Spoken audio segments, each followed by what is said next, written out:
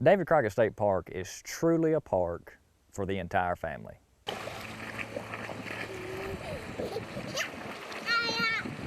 We have 7 LEED certified energy efficient cabins that are sitting right on the edge of 30-acre Lake Lindsay. 2 RV campgrounds, a full buffet restaurant, swimming pool, hiking trails, biking trails, fitness trails.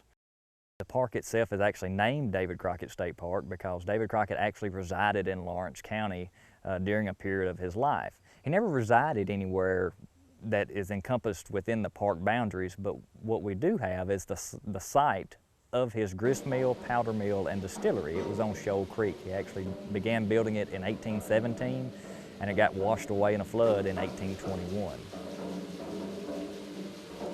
We have a museum here at David Crockett State Park dedicated to the life of David Crockett. It starts from when he was born in East Tennessee and actually follows all the way through his time in Texas.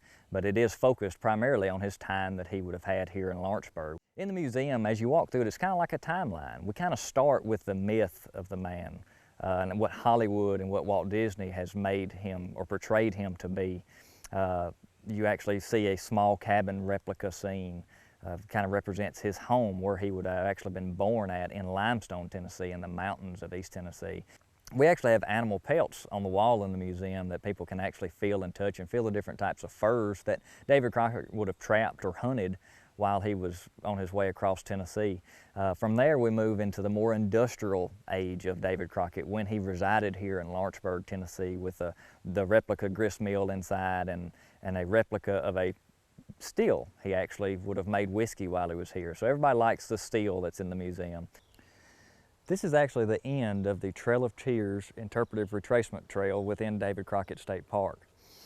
This trail is actually on the National Historic Register with the National Park Service.